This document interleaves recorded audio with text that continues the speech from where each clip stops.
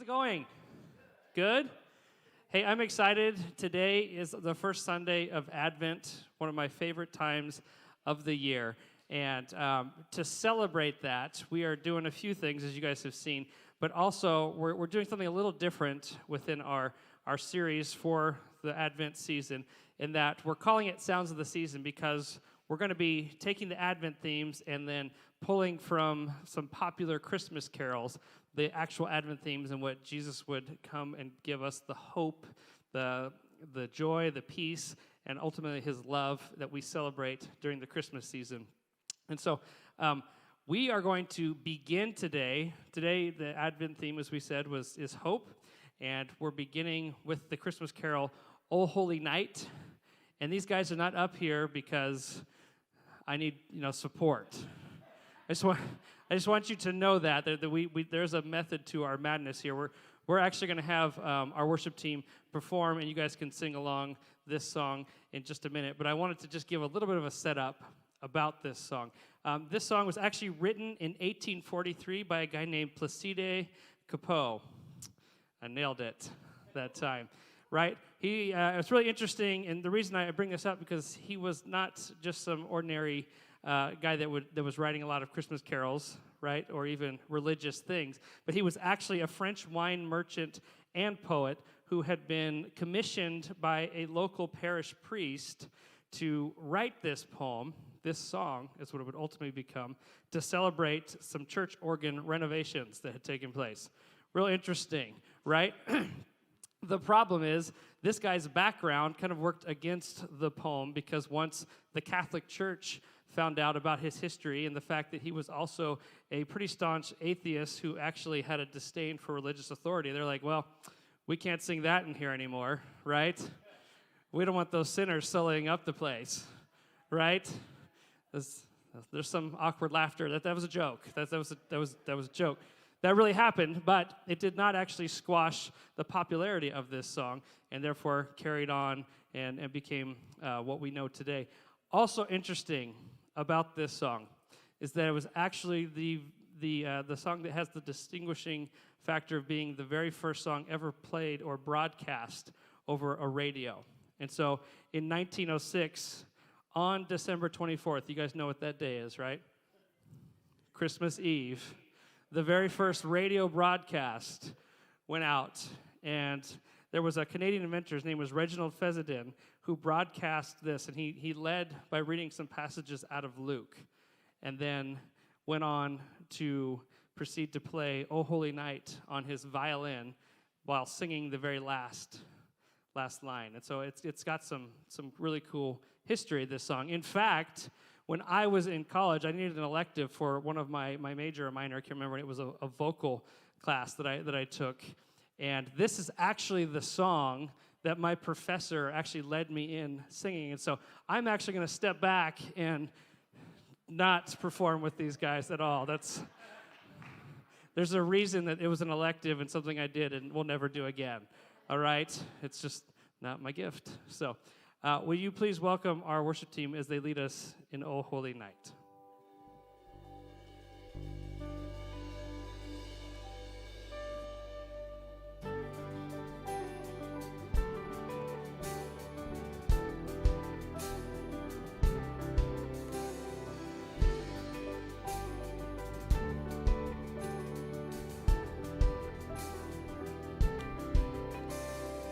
Oh, holy night, the stars are brightly shining. It is the night of our dear Savior's birth. Long lay the world in sin and error pining till He appeared, and the soul felt its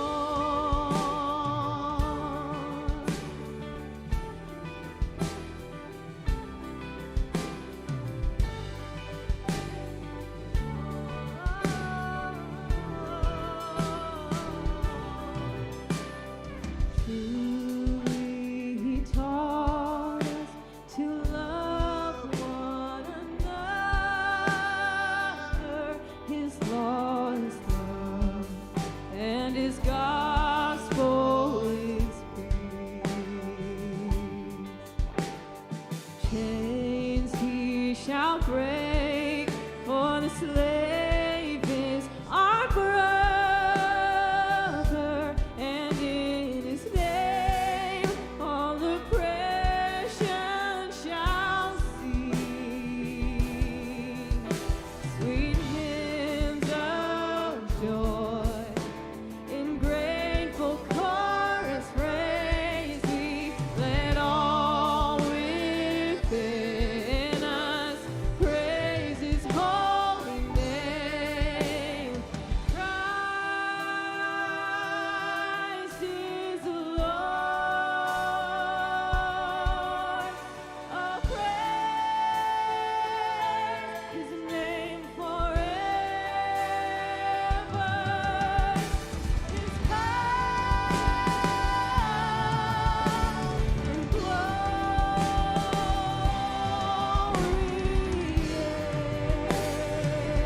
evermore proclaim. His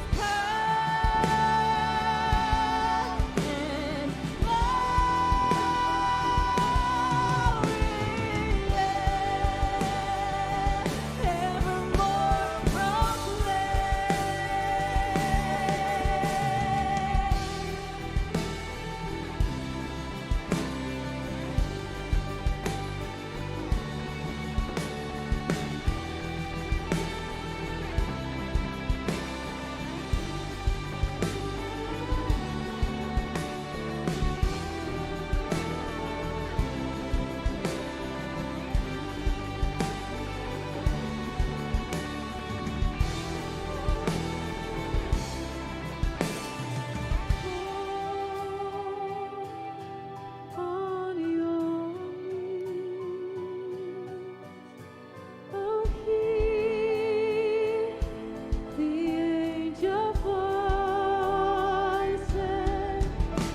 On night divine, oh, night when Christ was born. Oh, night divine.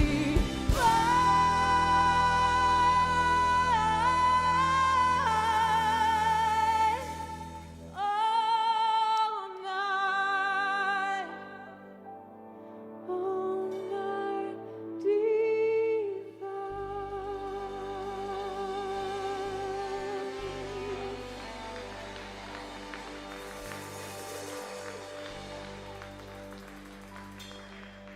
Beautiful. Will you just join me in prayer as we open up? And Jesus, you are glorious. God, we thank you for this season. Lord, the reminder that you came to be God with us.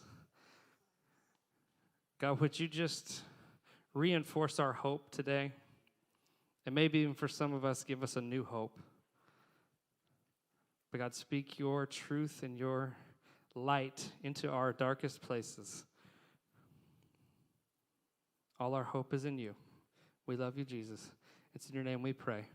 Amen. Amen. Can we give the worship team another hand? That was awesome. Thank you. The album drops to, I'm just kidding. I wish, right? I wish. So, oh, holy night. Oh, holy night. I feel like when I think of that, I think of the traditional, as we think of the manger scene, as perhaps you've seen it in your mind's eye or seen it on TV or whatever, right?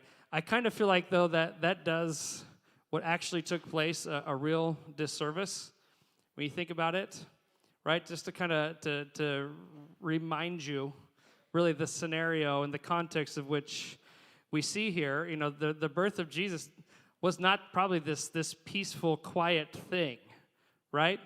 I mean, you have his mother Mary, a teenager who's pregnant, and by the way, not pregnant by natural terms, but really by supernatural terms, and then that the Holy Spirit overshadowed her, right, which is a whole separate thing in itself. But so she's got that kind of hanging over her head, And then now they also have to travel with her husband to the place of his birth, right, which is not around the corner. It's quite a distance, and they don't get to hop in some kind of a minivan or something. It's a donkey. I mentioned this to the first service. Think about that. Pregnant woman riding on a donkey for 80 to 120 miles.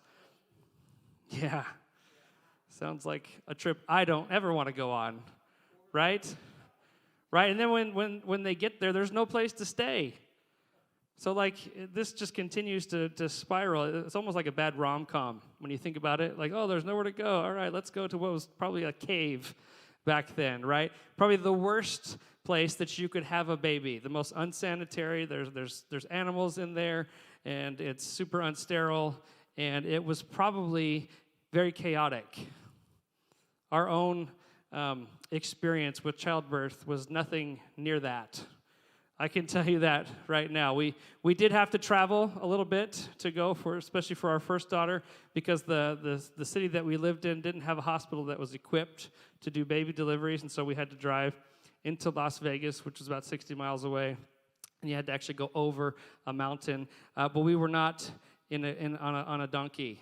It was in a Honda Civic at the time. Loved that car. It was super reliable. It got us over the hill, through the woods, to the hospital. We went, and Addie, our oldest, was actually a week late, and so we had to go in to be induced, and that was a whole separate thing in itself, because you have to wait for that even further, and then Lindsay's water broke, and we were just waiting, and it felt like hours, because it actually was. It was like 16 hours of just waiting, and finally the doctors were like, listen, this is not progressing. We're going to have to go in and get her via C-section. And the best way I can explain, it was not chaos, but it was definitely controlled chaos, right? Like doctors just kind of just moving in tandem or concert or however, in rhythm with each other. And while I'm just trying to find my knees, like, okay, where do I remember putting on the scrubs, going, this is really happening. Okay, here we go, kind of a moment. And once they did get her out, we discovered why she wasn't progressing, because the umbilical cord was actually wrapped around her, and so she wasn't progressing. It was a whole thing. And then there was crying. And then Addie cried, right? That's the joke. It's because I was,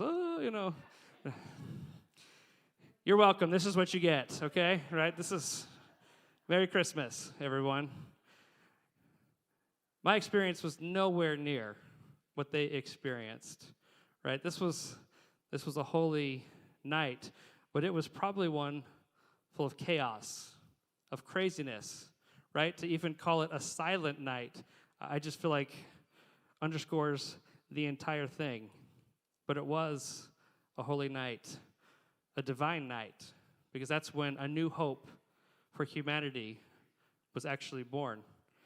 We've been talking about this word Advent, and Advent really simply is a word that has Latin roots of that of coming or the arrival, and it's really the celebration of the arrival of a new hope, of Jesus coming to the world to become God with us. And as we mentioned before, today's theme for Advent is that of hope. And that night, a thrill of hope was born, an awakening that can take place within the soul if we would simply let it, to actually acknowledge and receive that new hope. The line within that I really want to focus in on this carol really stands out to me, is that of this: a thrill of hope, the weary world rejoices. For yonder breaks a new and glorious morn. That stands out to me because I love the word choice, even now, right? Over 100 years later. Weary world. I don't know about you, but I feel like that word actually really encapsulates where a lot of people are right now. Would you agree with that? I'll speak for myself. I know I'm just weary. It's like, hey, do you remember back in 2020? No, we don't want to do that. Okay, remember back in 2019, right? No, we're weary. We've been through some things, and we might still be going through some things. And a thrill of hope is exactly what we need today, is it not? We could use that. The weary world would rejoice at the thrill of hope to receive what comes after that, and that's the new and glorious morning. Let me ask you a question. When was the last time that you were actually thrilled by hope? Think about that for a second. I like to think sometimes when we think of the thrill of hope, one of the first things we think of, any sports fans in here? Right? All right, there's a couple, okay, myself included. Like the thrill of hope is at the beginning of a new season, right? Everybody has 0 losses. Praise the Lord. A thrill of hope, and maybe it'll stay that way, right? It's a whole new thing, and maybe we'll get to a point like some local team around here that's going to a championship in a week, right? There's no thrill there. I got cheers in the first service. All right. I can see where allegiances lie. This is good. This is good to know as I'm coming in. Right? That's the easy way for the thrill of hope. But let's look at the inward, or maybe even in our own lives. When was the last time that we had a thrill of hope? You know, in the holidays, they sometimes they don't help. Like there is an excitement. In fact, I don't think I really recognized the actual excitement that can come around the holidays until we had children. It was just like everything was like holidays times 100,000, right? Because it's like, oh, this is awesome. There's an excitement. But there's also the mixed emotions that come with it too. Because maybe we start to look around and think of the things that we think we should have but don't. Or think of those who should be with us and are not. Or maybe it's a time of love, but we feel very unloved. Or it's supposed to be a time of peace, but there's hostility amongst our relationships or our families and things left unresolved. Or it's a time of supposed to be a time of giving, but we don't want to give, or maybe we can't afford to give, right? Or maybe it's a time of peace and goodwill, but there's too many of us that are at war with ourselves and with others. It's hard. Right? The thrill of hope. That night, that divine night, the thrill of hope came. And the next day would be what preceded it and what will continue to proceed for all those who find their hope in Jesus Christ. And that is a new and glorious morning, because every day is a new day with Jesus Christ. It's the thrill of hope that's not just something it's far out there, but it's actually something that we can bank on. We can actually hold fast to. If you have your Bibles, I want to read to you a passage out of Lamentations 3, and I'll give you a second to go there. But to give you just a little bit of context of where we find ourselves within this. This is after the fall of Jerusalem, and the prophet Jeremiah is lamenting. Right? He's mourning. He's pouring his heart out to God. And he's just being real with them. And he's remembering the hardships that they're either currently enduring or that they have endured as a people. And this is where we pick up. I want to read to you verse 20. Lamentations 3, verse 20. He says this, I continually remember them, and I have become depressed. All right, anybody relate to the prophet Jeremiah here, right? I'm remembering all those things that I've walked through, or the mistakes that I've made, or the ways that things have not gone the way they should, and I just find myself depressed. So he continues on. Here's a pivot, though. Verse 21, yet I call this to mind, and therefore I have, what's that word? Hope. I have hope. Where does he have hope in? Where's that founded? Well, let's continue reading on. Verse 22, because of the Lord's faithful love, we do not perish, for his mercies never end. They are new every morning. Great is your faithfulness. See, this is what he's recalling. I say, the Lord is my portion, therefore I will put my hope in him. The Lord is good to those who wait for him, to the person who seeks him. It is good to wait quietly for the salvation from the Lord. A thrill of hope brings a new and glorious morning. So if we're looking at this passage, I want to just give you some things that pop out to me when we're looking at this, of what a new day with Jesus Christ can bring. And so if you're taking notes, the first thing that we see within this passage is that a new day with Jesus Christ brings exactly what it is that you need. Exactly what it is that you need. In fact, look back at verse 24. It says, I say the Lord is my portion, therefore I will put my hope in him. See, this is specific. When he's talking about the portion, he's recalling to mind the thought of the Israelites, and they're in the desert, right? And they're wandering around. And how are they going to find food? And what does the Lord do? He drops manna on them, manna from heaven. And this is not one of those things where the Lord gives it to them and says, save up for tomorrow because, I'm only going to rain this. This is the only forecast of manna this time this week. That's not what he says. In fact, when they tried to save it and put it in their little Tupperware, all right, there was not Tupperware back then. Don't get mad. It's called having fun. When they did that, it rotted. And so it was a continual reliance that they had to have on God, that each day he's going to bring our daily bread. In fact, Jesus points this out in the Lord's Prayer. What does he say? He says to teach us to pray. He says, give us our daily bread.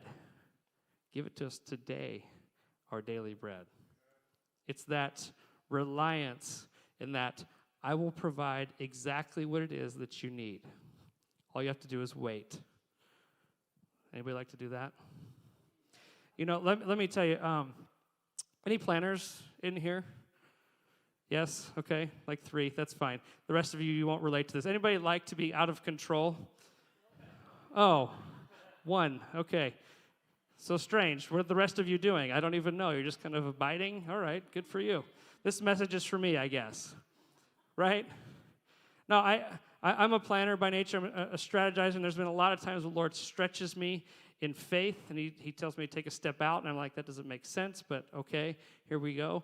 A few years ago, Lindsay and I, we had the privilege of starting a church in Indianapolis, and I had at the time was not employed by the church because there's no money. That's just the way it is. And so we were working a job, and I had a job working for our denomination, our movement, Foursquare. And about a couple years in, started to sense that God was asking me to step away from that and to be more fully engaged and to be able to be present, because that job also had some travel, and I was just kind of gone in and out, especially in the summer. And so it was like God going, okay, now you're going to be more focused here. And so here's where my mind went. Oh, well, that means that God's going to replace that job with the job full-time with the church. Here's the problem. There are different kinds of church plants. There's those that they blow up and they get real big right away, real fast, and there's ones that don't. We were the ones that don't, okay? And so I'm sitting there going, well, this is what the Lord's going to do. As I'm engaged more, he's going to grow things, and there's going to be, more tithe coming in, and I'll be able to be full-time, and it's going to be awesome. And then I got 2 months away from the transition taking place, and I wasn't seeing what I thought or what I wanted to happen within our church, within anything. And I don't know about you and if those that are married, but finances can become a thing sometimes. Anybody else's? Okay, so you're not alone, right?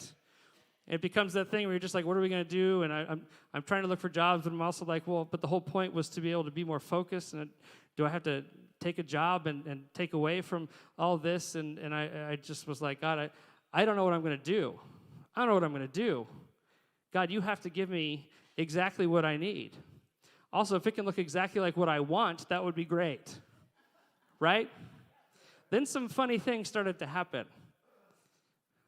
I was offered another job. It wasn't a full-time, but it was part-time with, not the same job, a different one with Foursquare that would allow me to have some flexibility. And so I'm like, okay, I can do this. We'll figure it out. That this would work out. And then I was also offered the opportunity to get some training, to get a certification, to be able to do some coaching and stuff. So it'd be kind of like a side hustle type business as well. I'm like, okay, we can do this. I can kind of flex with that, and I'm like, but God, I'm still looking at the gap within finances that we need to make. Anybody know about that? And I'm like, how are we going to fill that? What are we going to do? And then out of nowhere, it was a supernatural thing. There was some monies that were given to the church specifically to help fund giving the little bit of the gap that I had left as a salary from the church, and also be able to stipend some other people that were helping out as well. Miraculous in my mind. But some people would look at that and go, if you're keeping track at home, Chad, that's 3 jobs, not 1. And I go, yep, but it was exactly what I needed. Sometimes what we need isn't what we want. But God still provides. He's still faithful. This is where my hope comes from. You know, in hindsight, would I have wanted that to happen differently? Yeah, maybe. But as I get even further distance on that, it really sowed even more in me a reliance on who God was, and that he would be giving me today my daily bread. And that the humility, it's always fun to say, I got a new level of humility. It's like, oh, I was so humble, right? There's the joke. But that it really was. It was a recognition that I can't figure this out, God. And a lot of times it doesn't make sense, but what you say is true. And when you say, my promises are for you and my mercies are new every morning, that's the hope that I can stand on. We have to trust that God sees what we can't. And it might take something that you couldn't even strategize, but that he is still faithful. Because here's the thing, God's already into tomorrow. Do you realize that? Like, he's already there. And the day after that. And so when we say our hope is in him and what he is doing tomorrow, we say, God, I believe that you have something greater and better for me in my marriage. You have something greater and better for me within my relationships, or the relationships I don't have that I desperately want, or the finances that are not there that I know that you can make a way, God, or where I'm weak, you can help me be strong. Where I'm lost, where I'm hurting, you can be the comforter, the healer. The physical ailments that I deal with, I struggle with, those things that I've always wrestled with. God is already into tomorrow. And here's the thing that we see within this. The thrill of hope says that the morning is coming. The morning is coming. Jesus gives you exactly what you need, because here's the second thing that we see within this passage is that he also gives you the hope to keep going. The hope to keep going. There's a quote from G.K. Chesterton that I love that we found years ago. He said this, that the hope lights a candle instead of cursing the darkness. Think about that for a second. It lights a candle instead of cursing the darkness. Hope regards problems, small or large, as opportunities. Hope cherishes no illusions, nor does it yield to cynicism. Hope means expectancy when things are otherwise hopeless. So when Lamentations 3:25 says, the Lord is good to those who wait for him, to the person who seeks him, that's hope lighting a candle. It's saying, God, I can't live without hope in my life. And I think there's a lot of us we're living a very hope-deprived life, but we're dying on the inside. Because we're just going day to day, maybe week to week, paycheck to paycheck, relationship to relationship. We're just trying to hold on to anything that ultimately is really like letting go of hope and holding on to our fears. Because it's like these things I can control, these are things that even maybe the pain that I can just deal with, and I'll just deal with it and I'll hold on to that. But I'm letting go of hope. Or maybe you've abandoned hope altogether. And so we're trying to survive. Hebrews 10:23, though, says, let us hold on to the confession of our hope without wavering, since he who promised is faithful. That means he's going to come through. It means he's done it before, and not just for other people. He's done it for you.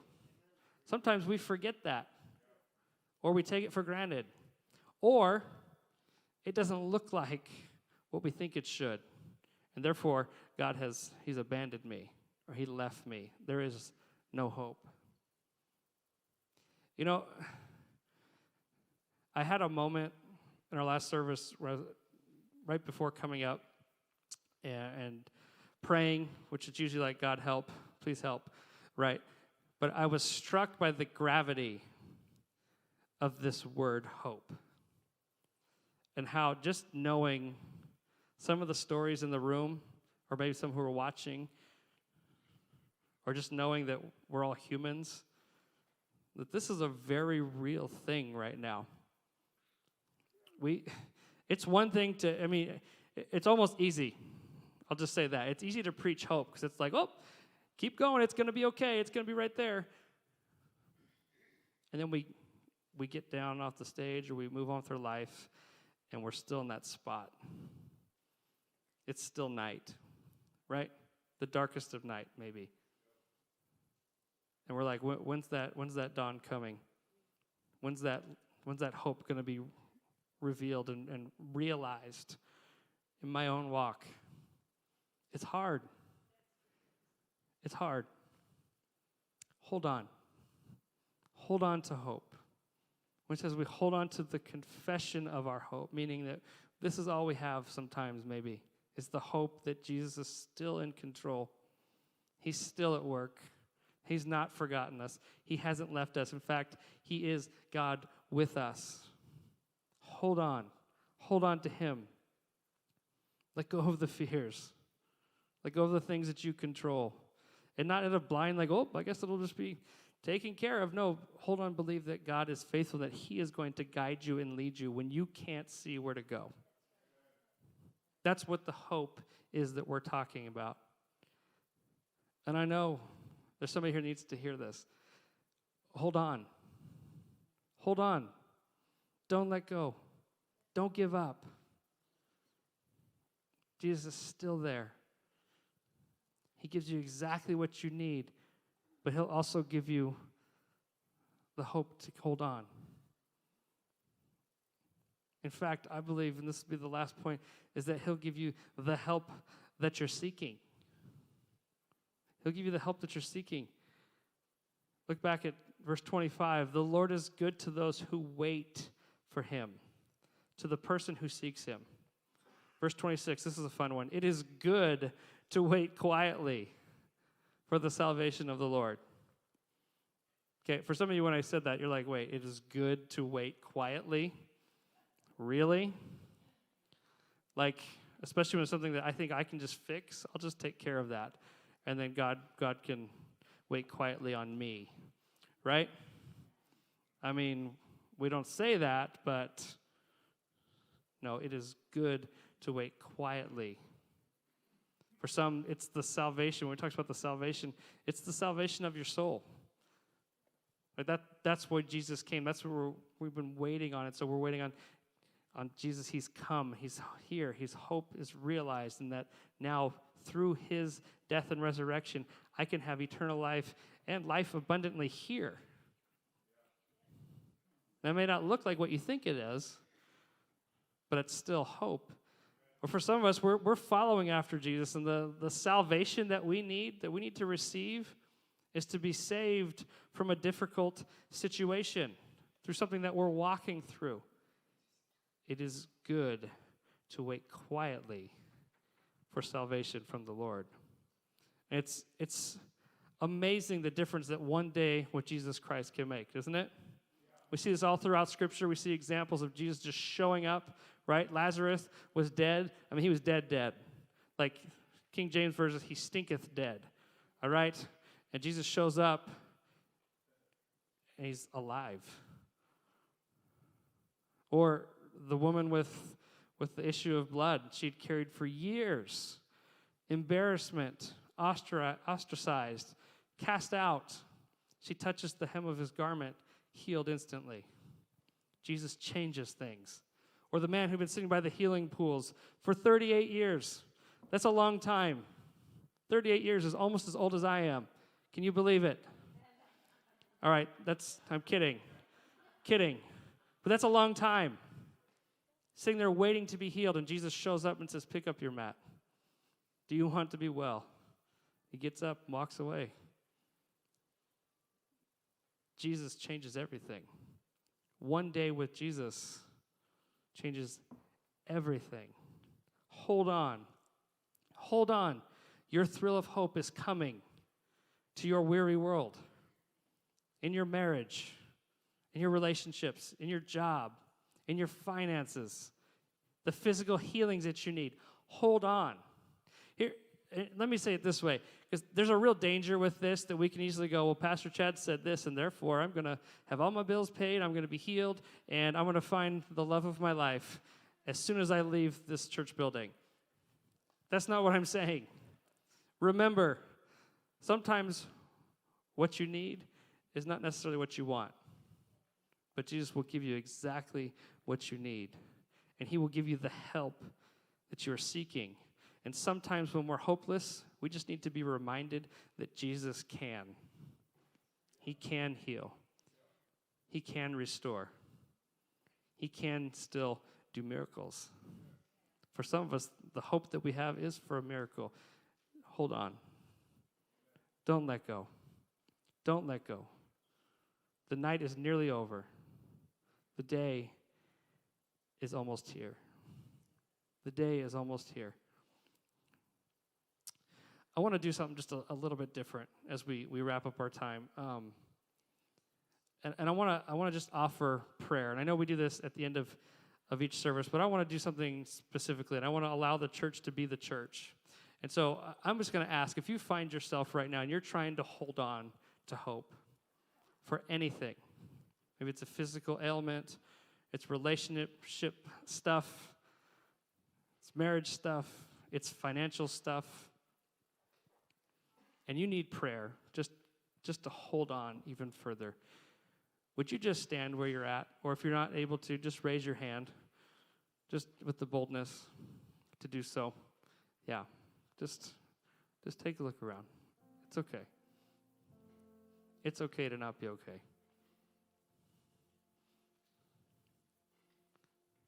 And here's what I want to do. For those that are standing or those who have raised their hand, if you see them, would you just, if you're around them, will you just extend your hand or ask first if they're okay with you actually placing your hand on them? Just to have somebody say, I'm here with you. So people over here.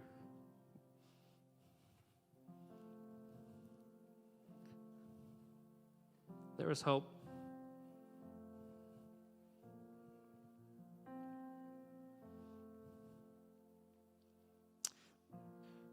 Would you just agree with me in prayer just as I pray? Just, Jesus, you are our hope.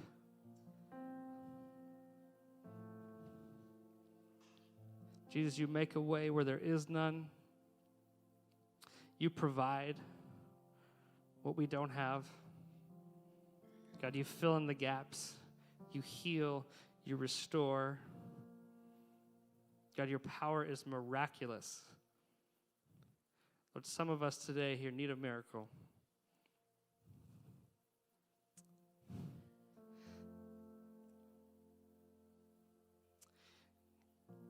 Jesus, I know you can do miracles. I've seen it.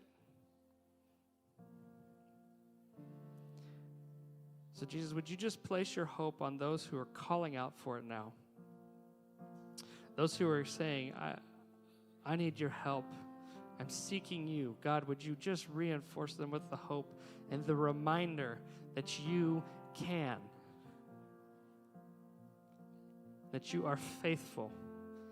And God, even though it may not look like what we think it should look like, you know what we need.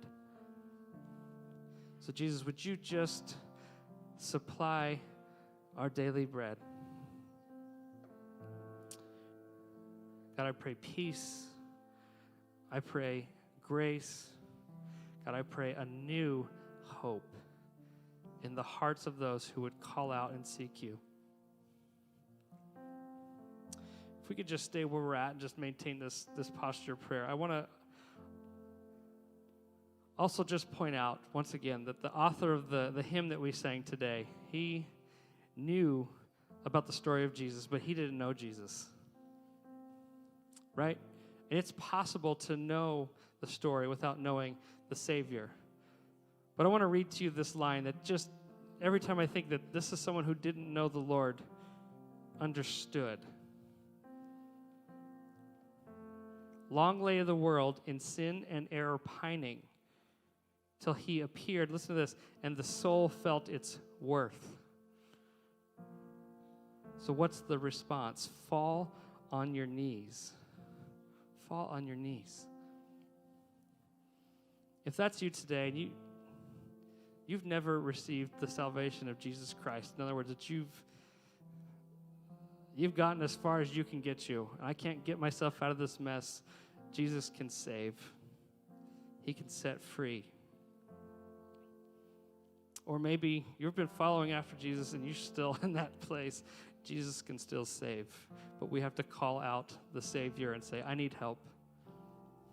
And so just, if that's you, wherever you're at, I mean, you pray this prayer with me.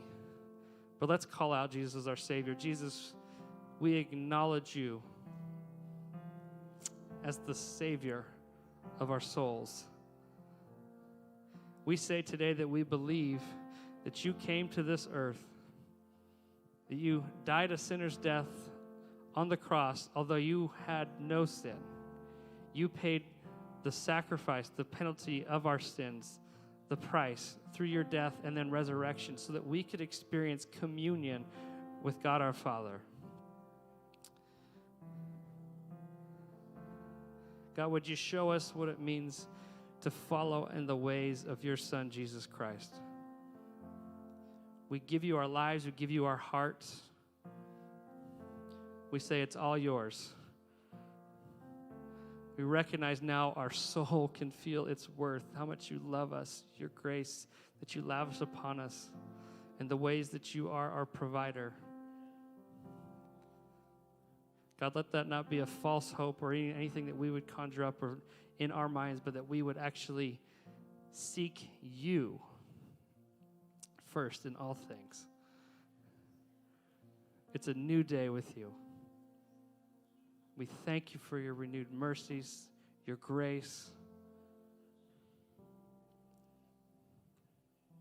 Show us the way, Jesus.